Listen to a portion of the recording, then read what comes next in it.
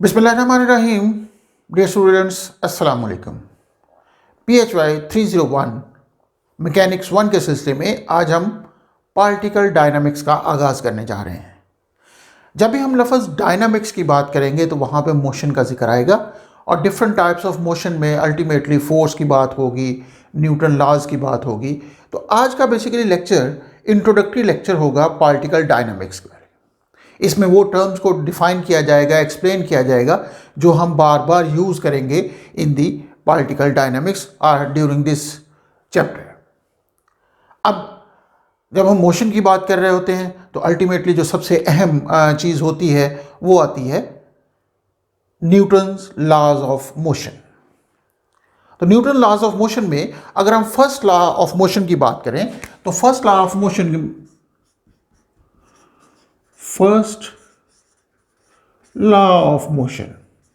तो first law of motion आप लोगों ने पहले बहुत डिटेल में पढ़ा भी हुआ है कि basically it is the law of inertia.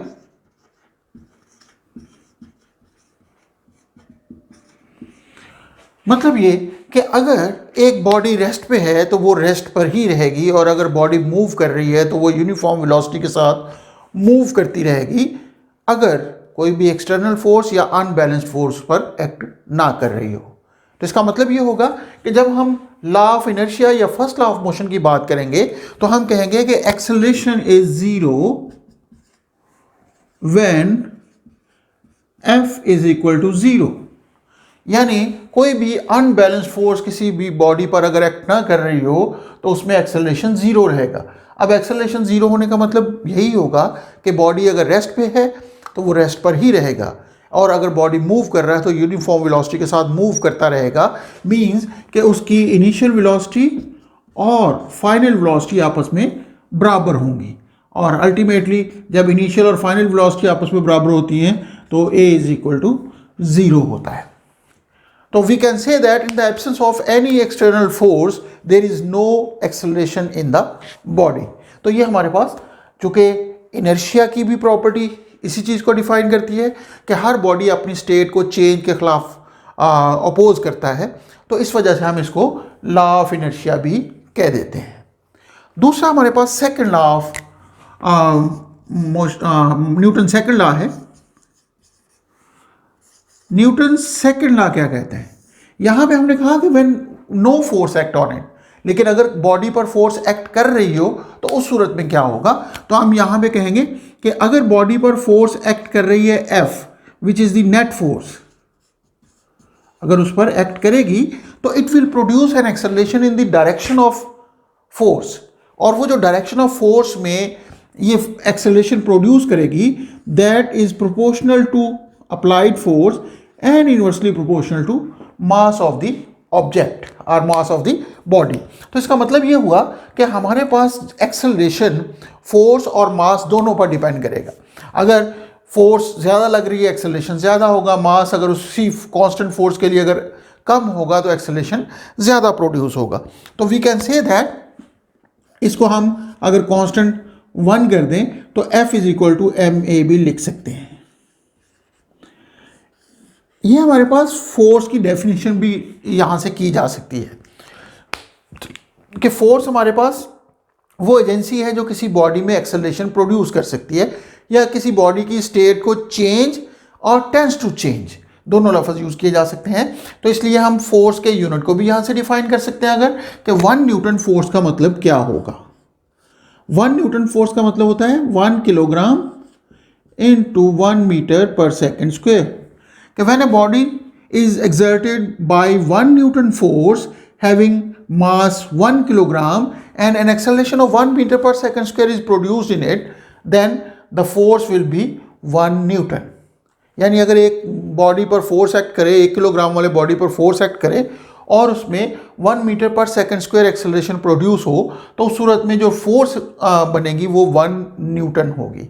तो ये हमारे पास न्यूटन सेकंड लॉ कहलाता है। अगर देखा जाए तो न्यूटन सेकंड लॉ से हम फर्स्ट लॉ को डिड्यूस कर सकते हैं। कैसे? कि न्यूटन सेकंड लॉ के मुताबिक F is equal to ma है। अगर मैं नेट फोर्स को जीरो कर दूं तो ultimately this will be zero is equal to ma और फिजिकल बॉडी के लिए मास m ज़ीरो नहीं हो सकता, तो अल्टीमेट रिजल्ट क्या होगा कि इसका मतलब सिंपल ये होगा कि A will be equal to zero, which is the first law. हम कह सकते हैं कि सेकंड लॉ और फर्स्ट लॉ असल में एक ही लॉ के दो मुख्तलिफ पहलू कहे जा सकते हैं। उसके बाद न्यूटन्स थर्ड लॉ आप बहुत अच्छी तरह जानते हैं। न्यूटन्स थर्ड लॉ में हम कहते हैं कि every action has equal and opposite reaction, कि हर बॉडी पर अगर कोई फोर्स लग रही है तो वो बॉडी भी उसके जवाब में एक फोर्स लगाता है, और ये एक्शन और रिएक्शन आपस में equal but opposite in direction होते हैं। लेकिन ये याद रखने वाली बात है कि ये जो दोनों फोर्सेस हैं वो दो मुख्तलिफ बॉडीज़ पर हैं। अब न्यूटन्स थर्ड लॉ में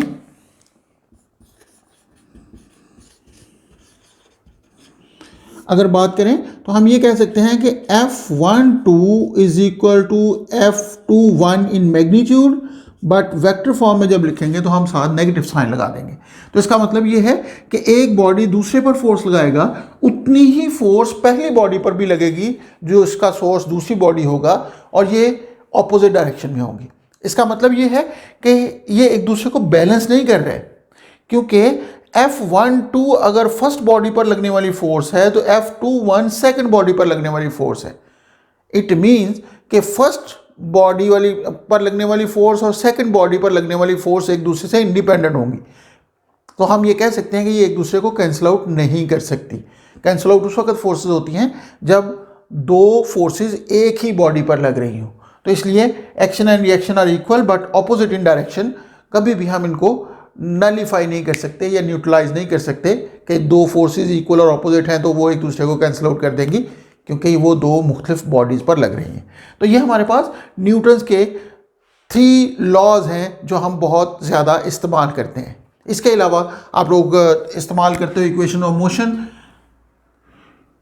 Vf is equal to Vi plus AT है, 2AS is equal to VF square minus VI square, और इससे पहले मुझे लिखनी चाहिए S is equal to VIT plus half AT square होगी।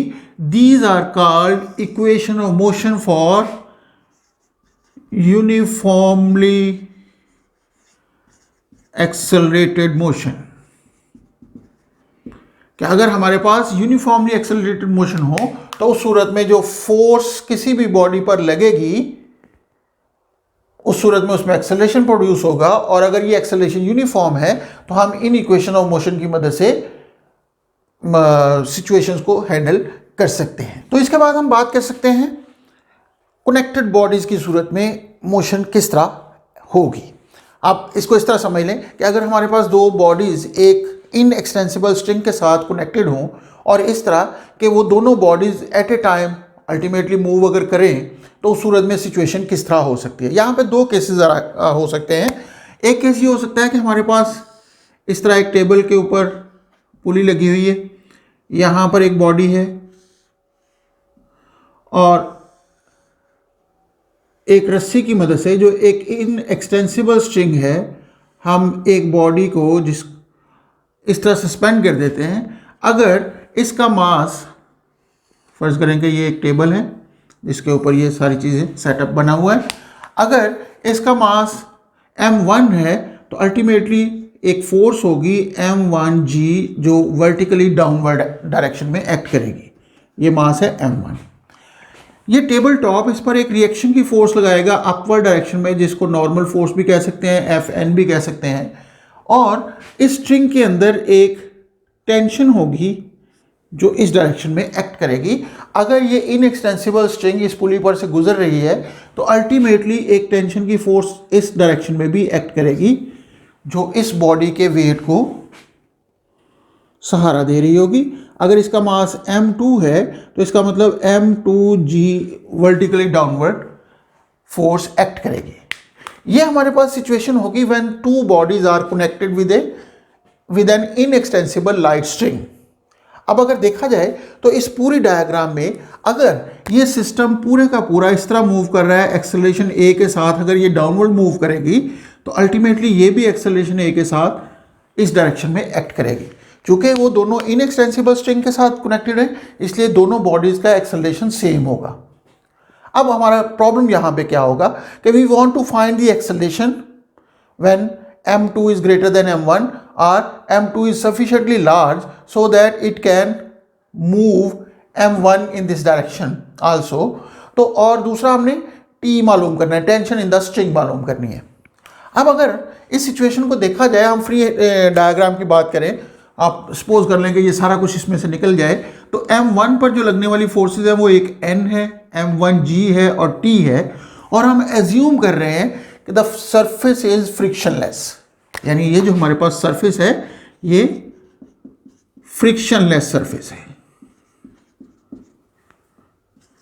फ्रिक्शनलेस सरफेस का फायदा हमें क्या होता है कि यहाँ पे अगर कोई फोर्स ऑफ फ्रिक्शन नहीं है तो हमें ऑपोजिट डायरेक्शन में फोर्स ऑफ फ्रिक्शन शो करने की ज़रूरत नहीं होगी, और लाजमी तौर पे जिस एक्सेलरेशन के साथ ये बॉडी नीचे की तरफ एक्ट करेगा उसी एक्सेलरेशन के साथ ये बॉडी राइट साइड की तरफ मूव करेगा।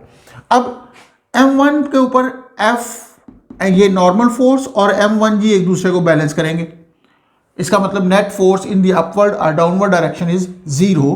तो net force according to Newton second law T will be equal to net force. तो यहां से अगर आप T is equal to net force है और according to Newton second law T is equal to ma होता है, तो चूंकि मास उसका m1 है, एक्सेलरेशन अगर इसका a है तो T will be equal to m1a। इसको मैं नंबर 1 कह देता हूं। अब दूसरी इक्वेशन में अगर देखा जाए तो बॉडी नीचे की तरफ मूव कर रहा है, इसका मतलब m2g is greater than t। Ultimately net force हमारे पास आ जाएगी m2g minus t will be equal to net force on the body m2। तो यहां से according to Newton second law m2g minus t will be equal to m2a। जब भी body पर फोर्स नेट फोर्स एक्ट करती है तो उसमें एक्सेलरेशन a प्रोड्यूस हो रहा है। तो यहां से अगर देखा जाए तो ये हमारे पास इक्वेशन नंबर 2 कही जा सकती है। अब इक्वेशन 1 में t is equal to m1a है, इक्वेशन 2 में ये वैल्यू है। अगर हमने t और a की वैल्यूज कैलकुलेट करनी है by using these two equation, तो हम साइमल्टेनियसली सॉल्व करने का एक तरीका ये हो सकता है कि हम इन दोनों इक्वेशन को ऐड कर दें। ऐड करने का फ़ायदा ये होगा कि यहाँ से t ख़त्म हो जाएगा, t पॉजिटिव का है, यहाँ पे t नेगेटिव का है, तो यहाँ पे रह जाएगा m2g is equal to m1a plus m2a। Left hand side को लेफ्ट हैंड साइड में ऐड कर दिया, राइट हैंड साइड को राइट हैंड साइड में ऐड कर दिया। इससे हमारे पास अगर यहां से देखें तो m1 प्लस m2a आ जाएगा और ये हमारे पास m2g है। अब ज़रा मैं इसको राइट साइड पे लिख लूँ, इसको लेफ्ट साइड पे लिख लूँ, उसके बाद a की वैल्यू अगर कैलकुलेट करना चाहूँ तो ये m2g over m1 plus m2 के बराबर आ जाएगा। तो ये एक्सप्रेशन a के लिए आ जाएगा, इसको नंबर 3 कह देता हूं। तो एक्सप्रेशन a के लिए आ गया m2g over m1 plus m2, ये एक्सेलरेशन की वैल्यू आ गई। अब अगर मैं इस एक्सेलरेशन की वैल्यू को 1 में पुट कर दूं तो पुटिंग a इन 1, तो रिजल्ट हमारे पास t will be equal to m1 और a की जगह पे मैं वैल्यू पुट कर दूं m2g over m1 plus m2। This is equation number 4। तो इसका मतलब इक्वेशन नंबर 3 से हमें a की वैल्यू मिल जाएगी, इक्वेशन नंबर 4 से हमें t की वैल्यू मिल जाएगी। तो ये सिचुएशन जो हमारे पास आ रही है कि किस तरीके से बॉडीज मूव करेंगी और इस स्ट्रिंग के अंदर टेंशन कितनी होगी, एक्सेलरेशन कितना होगा बॉडीज में, वो हम इक्वेशन नंबर 3 और इक्वेशन नंबर 4 से मालूम कर सकते हैं। ये तो हमने एक केस कंसिडर कर लिया। अब हम इसके दूसरे केस की तरफ आते हैं। दूसरा केस क्या है कि हम सिचुएशन ये कंसिडर कर लेते हैं कि हमारे पास जो बॉडी है दे आर वर्टिकली हैंग्ड। फर्ज करेंगे हमारे पास एक पुली है, उसके ऊपर से रस्सी गुजारने के बाद हम एक तरफ बॉडी m1 हैंग कर देते हैं और एक हैवियर बॉडी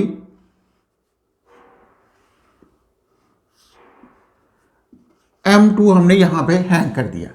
अब इस पुली के ऊपर से गुजर रहा है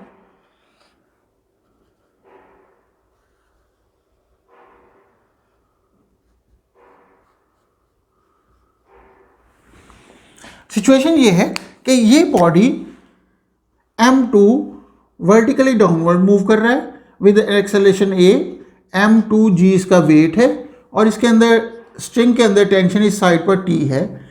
लाजमी तौर पे जो इसका वेट है M1 का वो इस तरफ ही होगा, डाउनवर्ड होगा M1G और इसके अंदर टेंशन अपवर्ड होगी T।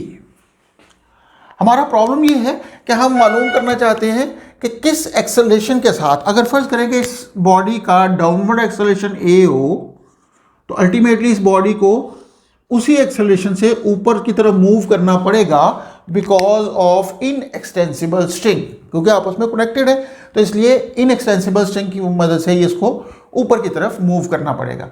अब इसको यहाँ पर भी यही काम हमने करना है कि A और T की वैल्यूज कैलकुलेट करनी है। तो इसके लिए हम पहले फ्री डायग्राम की मदद से इक्वेशन लिख लेते हैं। तो अगर M1 की इक्वेशन लिखें तो देखा जाए तो इसमें T अपवर्ड डायरेक्शन में बॉडी मूव ऊपर की तरफ कर रहा है विद एन एक्सेलरेशन A, इसका मतलब नेट फोर्स अपवर्ड होगी और नेट फोर्स अपवर्ड होने का मतलब हम लिखेंगे नेट फोर्स होगी T minus M1G is equal to net force, और नेट फोर्स हम जानते हैं according to Newton second law MA के बराबर होती है। तो M की जगह पे M1 लिख देंगे तो अल्टीमेटली ये हमारे पास फर्स्ट इक्वेशन बन जाएगी। चलें हम इसी को कंटिन्यू करते हैं, नंबर 5 लिख देता हूं। इसी तरह सेकंड के लिए अब ये बॉडी एक्सेलरेशन A के साथ नीचे की तरफ मूव कर रहा है, इसका मतलब डाउनवर्ड फोर्स ज्यादा होगी as compare to upward force यानी T।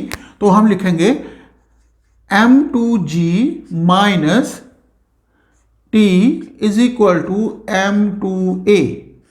अब इसको मैं इक्वेशन नंबर 6 कह रहा हूं। मैंने M2G पहले लिखा माइनस T लिखा क्योंकि एक्सेलरेशन डाउनवर्ड डायरेक्शन में है, it means M2G must be greater than T। तो यहां से M2G minus T is equal to this one. अब फिर वही काम करते हैं कि हम इक्वेशन 5 और 6 को ऐड कर लेते हैं। अगर हम दोनों को ऐड करें तो यहाँ पे T पॉजिटिव का है, यहाँ पे T नेगेटिव का है। जब दोनों को ऐड करेंगे तो हमारे पास जो रिजल्ट आएगा वो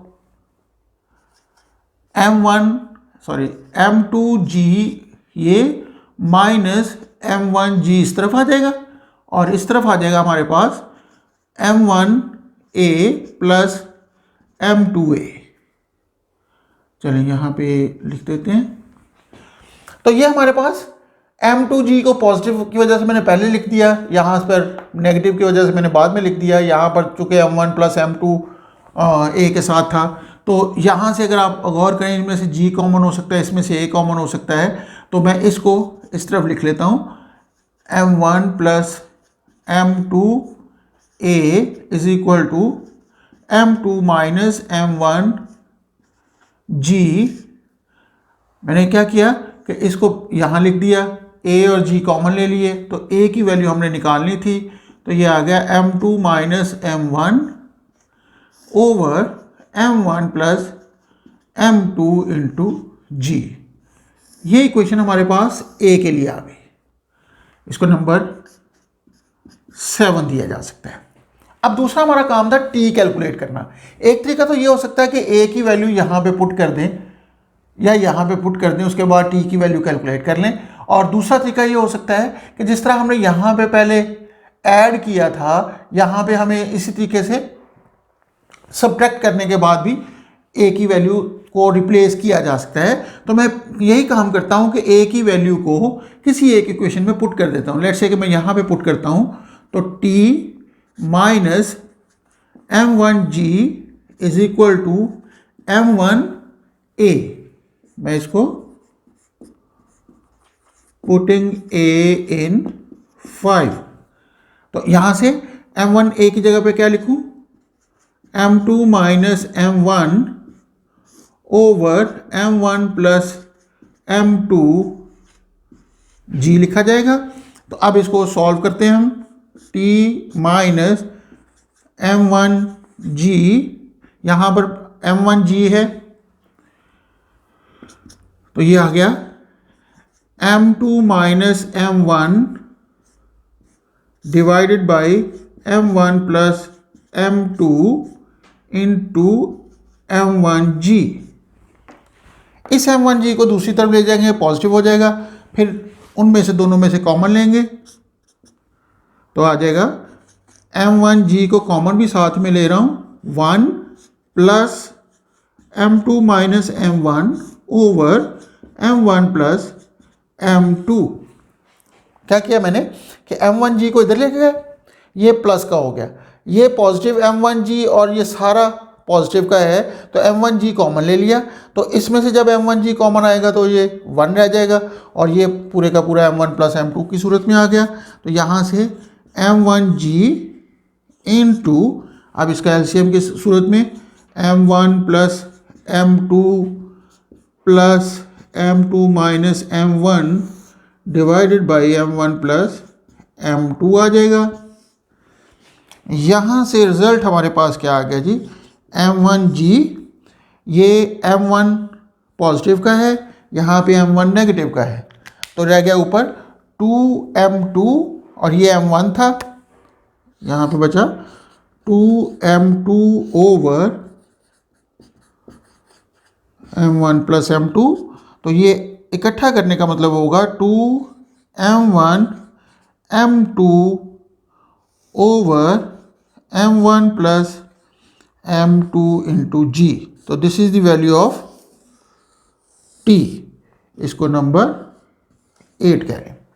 तो इसका मतलब ये हुआ कि जब कनेक्टेड बॉडीज होती हैं, मोर देन वन बॉडीज आपस में इस तरह कनेक्टेड होती हैं कि दरमियान में एक इनएक्सटेंसिबल स्ट्रिंग है, तो यहाँ पे t की वैल्यू, a की वैल्यू हमने जो कैलकुलेट की और t की वैल्यू यहाँ पर ये आ गई। अगर इन दोनों का कंपैरिजन करें तो यहाँ पे a की value m2g over m1 plus m2 था, लेकिन यहाँ पे डिफरेंस ऑफ मासेस के बराबर है। जो वर्टिकली हैंग्ड हमारे पास मासेस हैं उनका डिफरेंस है, जबकि यहाँ पे सिर्फ वर्टिकली हैंग्ड मास आ रहा है। नीचे अगर देखा जाए तो m1 m2g over m1 plus m2 है, तो इसका मतलब इस सूरत में जो इसके अंदर टेंशन होगी इस सूरत में उससे डबल हो जाती है। तो ये था हमारे पास bodies which are connected. Hope आप लोगों को आज का ये इंट्रोडक्टरी लेक्चर समझ आ गया होगा। बड़ा सिंपल सी चीज़ें हैं, इनको हमने आगे बहुत ज़्यादा यूज़ करना है, इस वजह से हमने इसको कवर किया है। इंशाल्लाह अगली वीडियो में नए लेक्चर के साथ हाजिर होंगे, तो तब तक के लिए अल्लाह हाफ़िज़।